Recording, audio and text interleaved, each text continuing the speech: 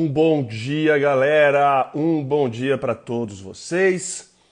Sejam todas bem-vindas e sejam todos bem-vindos para mais um Bora Ler a Bíblia. Sim, neste dia 3 de abril de 2022, domingueira, 8h30 da manhã. Abram as Bíblias de vocês em Êxodo capítulo 30. Sim, Êxodo capítulo 30. Estamos aí chegando. Faltam 10 capítulos para o fim de Êxodo, um baita de um livro. Estamos aí no último quarto, entrando no último quarto de Êxodo. Êxodo capítulo 30, vão abrindo as Bíblias de vocês então, já vão pegando seus lápis, suas canetas, marca-texto, canetinha, adesivo e o que mais vocês quiserem para fazer anotações, que dentro de instantes então começaremos a nossa leitura. Antes de começarmos a leitura, hoje vai ser bem rápido, hoje é tranquilo, como tem sido os últimos dias.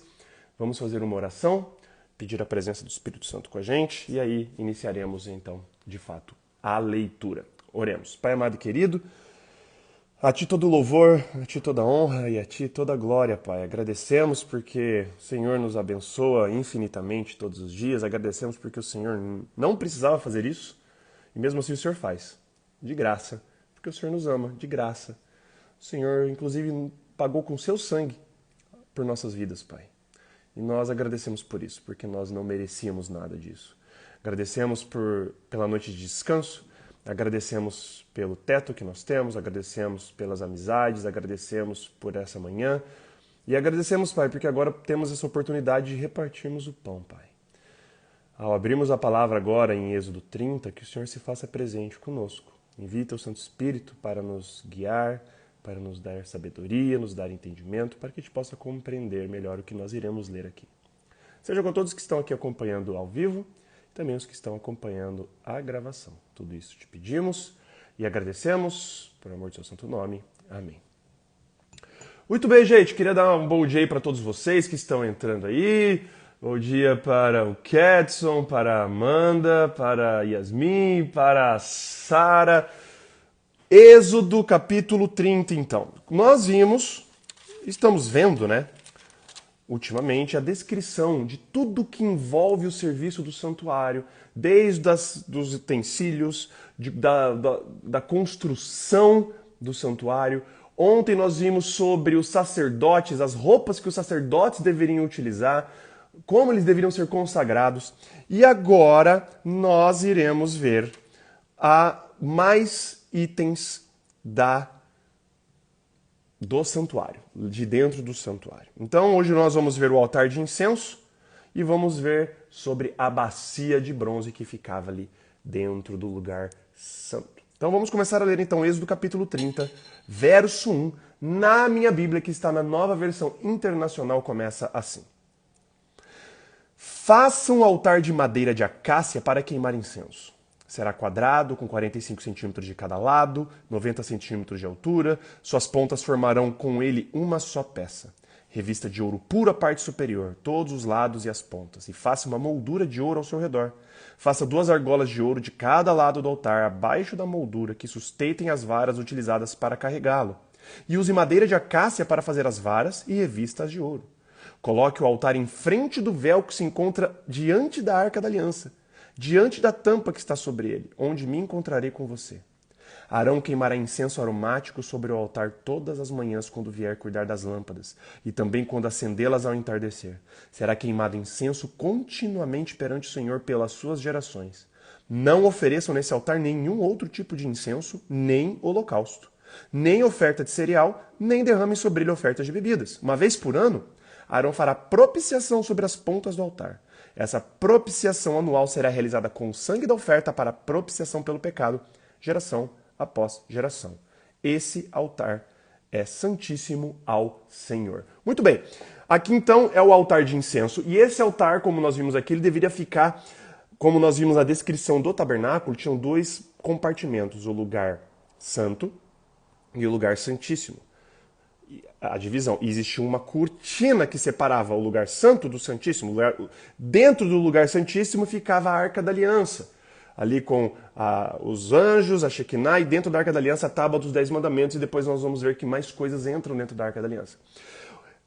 Fecha a cortina, logo antes de entrar ficava o altar de incenso que era para ser ali e ficar o incenso rolando dia e noite, ele queimando.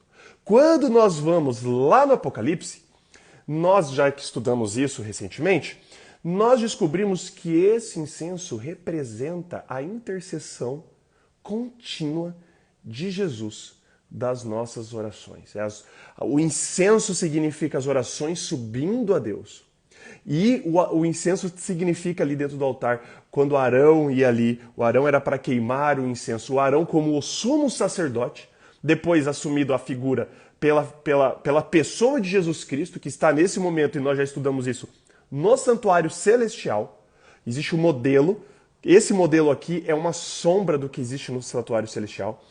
E esse incenso significa a intercessão contínua de Jesus pelas nossas orações, quando nós pedimos perdão, quando nós nos arrependemos, enfim, na nossa conversa, esse incenso significa isso.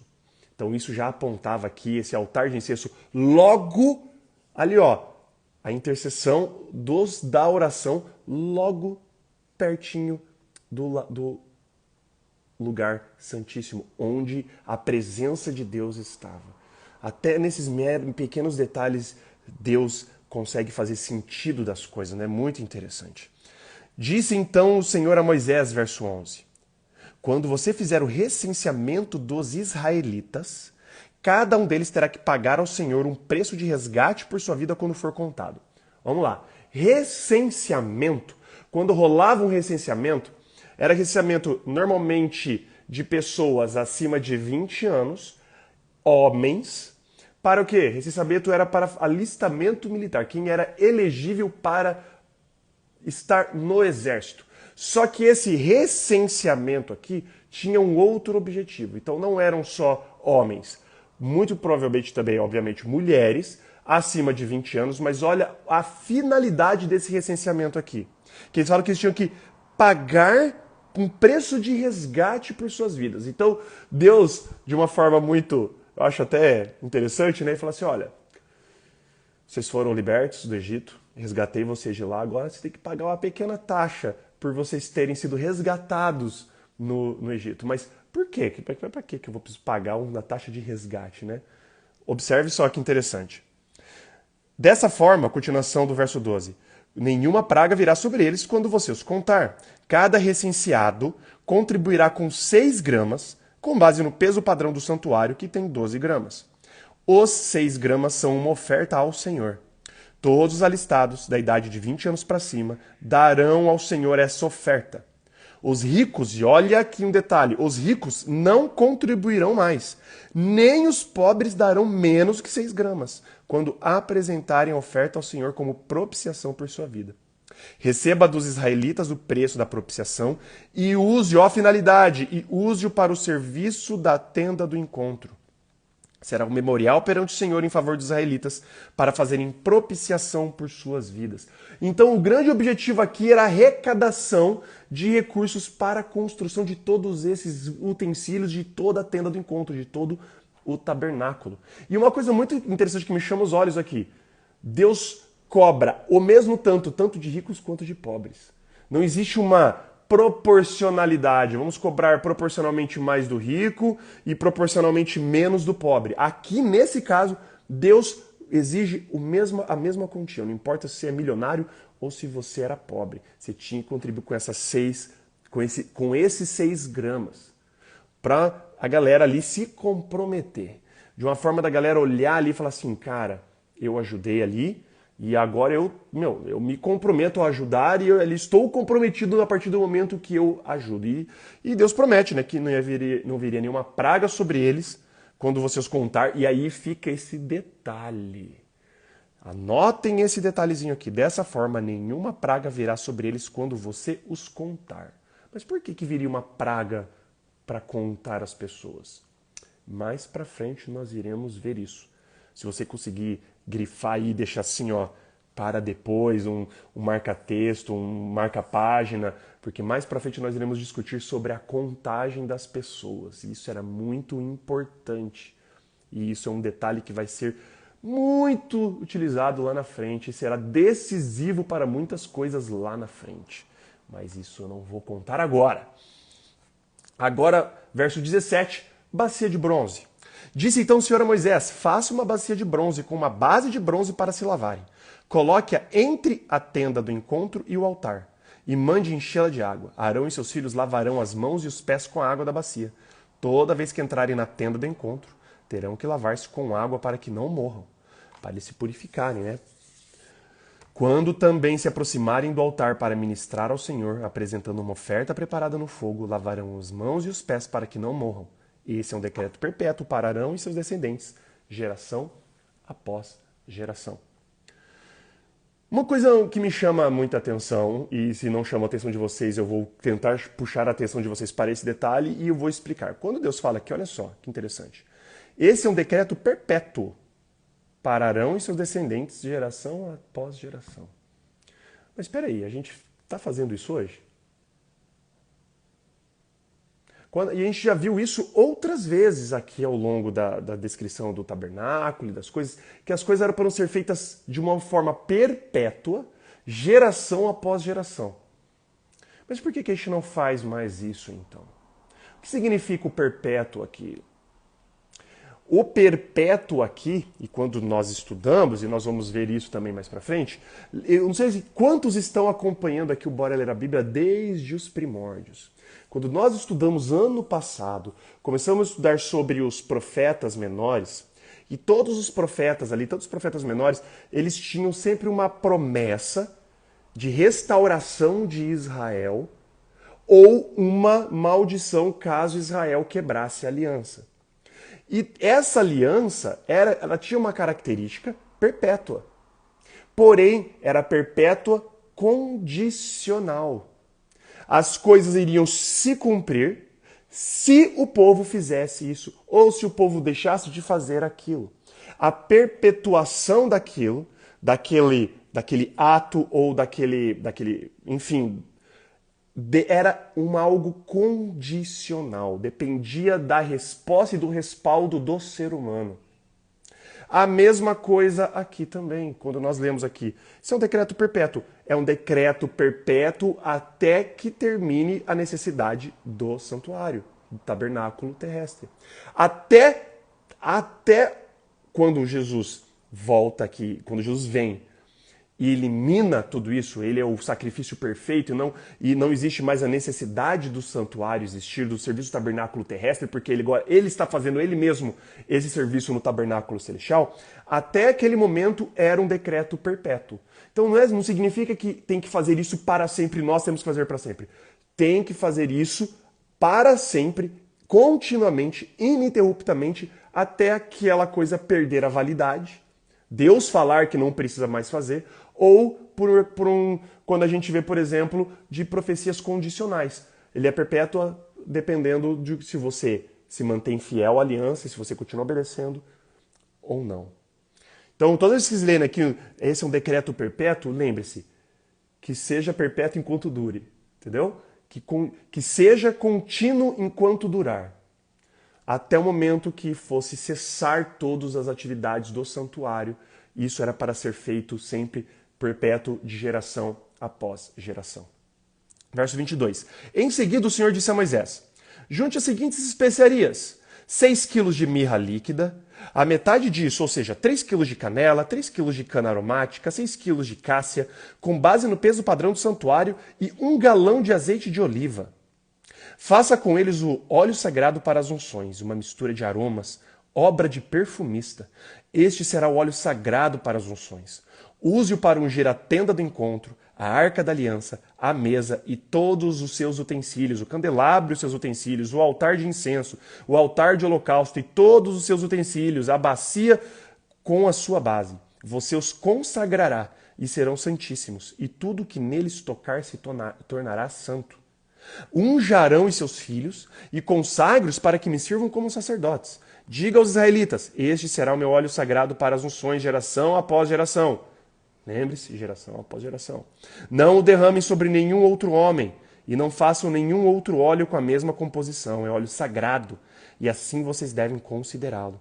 Quem fizer óleo com esse, ou usá-lo em alguém que não seja sacerdote, será eliminado do meio do seu povo. Então, essa composição e tudo que torna sagrado não poderia ser repetido. Era para ser usado exclusivamente no serviço do santuário. O incenso.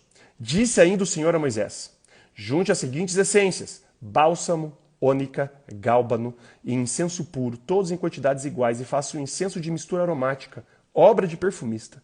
Levará sal e será puro e santo. Moa a parte dele até virar pó e coloque-o diante das tábuas da aliança na tenda do encontro, onde me encontrarei com você. O incenso lhe será santíssimo. Não faço nenhum outro incenso com a mesma composição para uso pessoal. Considere-no sagrado, reservado para o Senhor. Quem fizer um incenso semelhante para usufruir de sua fragrância será eliminado do seu povo. Lembre-se, gente, que quem confere, quem separa algo para ser sagrado ou não, não é a substância em si, não é o elemento em si, não é enfim, o material em si ou a coisa em si. Quem confere o sagrado para isso é Deus que separa. E eu já falei disso uns dias atrás. Por exemplo, quando a gente fala do dia do sábado. O dia tem 24 horas iguais aos outros dias. É igualzinho, sol nasce, sol vai, o sol se põe, enfim. Mas quem confere o sagrado? Sou eu? Não. É porque o dia é mais fresquinho? Não. É porque o dia é mais quente? Não. Quem confere o sagrado é Deus. É Deus que separa. E se Deus falou que aquilo é sagrado e ponto. Mesma coisa que ele usa aqui para os utensílios do templo, tudo ali era sagrado conforme ele dizia que era sagrado. Então tudo que aquele óleo, por exemplo, tocasse ia ser sagrado. Todos que tocassem no que está ungido com óleo ia se tornar santo. Ou seja, só os sacerdotes ali queriam tocar e as ofertas. Então ele fala assim, cara, presta atenção, olha como que louco, né? Esse óleo de unção, ele iria estar em contato com as ofertas, os holocaustos, o incenso. Tudo isso, ou seja, todas as funções do templo estavam agora, depois elas seriam santificadas, sagradas. Todos os elementos de dentro do santuário eram santificados, eram sagrados porque todos apontavam em algum aspecto para o serviço do santuário celestial, para a intercessão de Cristo pelos nossos pecados e para o sacrifício dele na cruz. Todos os aspectos do santuário apontam para algum detalhe do plano da salvação. Sempre tenham isso em mente. Todos os aspectos do santuário, todos, apontam para o plano da salvação. Seja a bacia, seja o incenso, seja as cortinas, seja as lâmpadas, seja o altar, seja a arca da aliança, lugar santo, lugar santíssimo, o pátio externo, tudo, os pães, tudo que nós iremos ver, e vamos rever muito isso em Levíticos. Nós iremos ver muito sobre o serviço do santuário, mas é o que eu disse.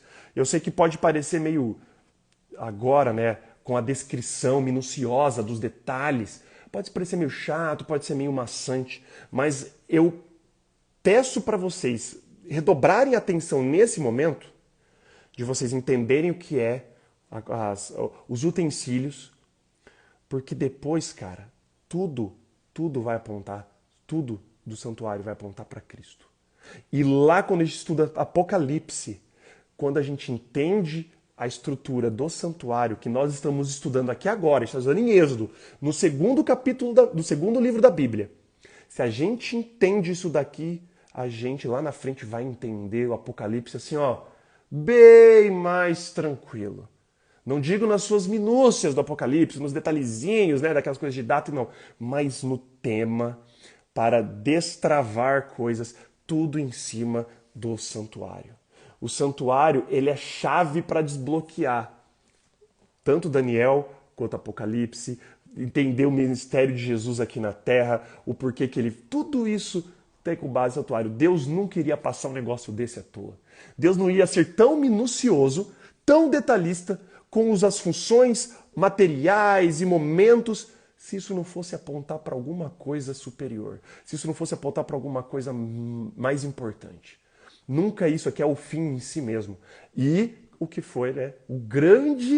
A grande derrota ou o grande fracasso do povo de Israel, quando eles começaram a encarar o santuário como um fim em si mesmo. Se perderam o sentido do que apontava, começaram a fazer aquilo simplesmente por fazer, enfim, mas isso, eu sempre, né, minha mente vai longe, eu vou dando spoiler, mas enfim, guardem e gravem e aprendam muito sobre o santuário, porque é importantíssimo. Terminamos o capítulo de hoje, vamos fazer uma oração e encerrar então o estudo. Oremos. Pai amado e querido, lhe agradecemos muito pelo estudo de hoje, agradecemos pelo que o Senhor tem nos mostrado. Hoje nós vimos mais utensílios, hoje vimos o altar de incenso, como o Senhor pretendeu arrecadar dinheiro para a construção do templo. E também nós vimos sobre a bacia de bronze e como a composição do óleo e a composição do incenso, Pai. Nós descobrimos, e quando a gente estuda lá em Apocalipse, o significado do incenso, Pai. É a sua constante intercessão. O incenso significa as nossas orações.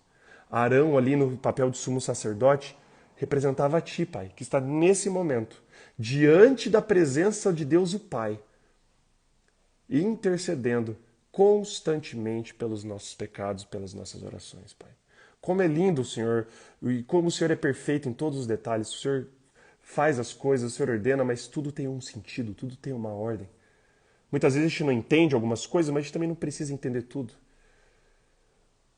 O importante é que a gente entende que o Senhor para tudo tem um propósito. E esse propósito, Pai, no final de todas as contas, é estar de novo conosco, na sua presença física, conversando face a face com a gente, Pai. Que a gente possa ter essa noção de que tudo que o Senhor faz, movendo os céus, movendo a terra, movendo o universo inteiro, tudo para ter esse reencontro com a gente, conosco um dia, nos altos dos céus, Pai. Para a gente morar eternamente juntos, desfrutando da sua presença sem véu, sem brilho, sem precisar de nuvem, sem precisar de outros tipos de manifestações, Pai. Nos dê uma ótima semana, Pai. Seja com os nossos familiares. Abençoe todos os nossos queridos, onde quer que eles estejam. Abençoe nossas vidas, Pai. Seja com os nossos desafios, os nossos problemas. Nos dê a sua sabedoria que vem do alto para a gente poder solucionar, a gente saber lidar com as situações e com os problemas, Pai. Seja também com os menos favorecidos. Perdoe os nossos pecados e faltas. Tudo isso te pedimos e agradecemos, por amor de seu santo e maravilhoso nome, Pai. Amém. Valeu, gente! Queria agradecer a todos vocês pela presença.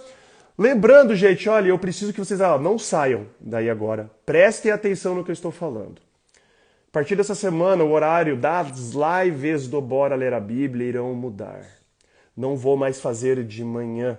Eu vou fazer provavelmente à noite, lá pelas 8h30 da noite.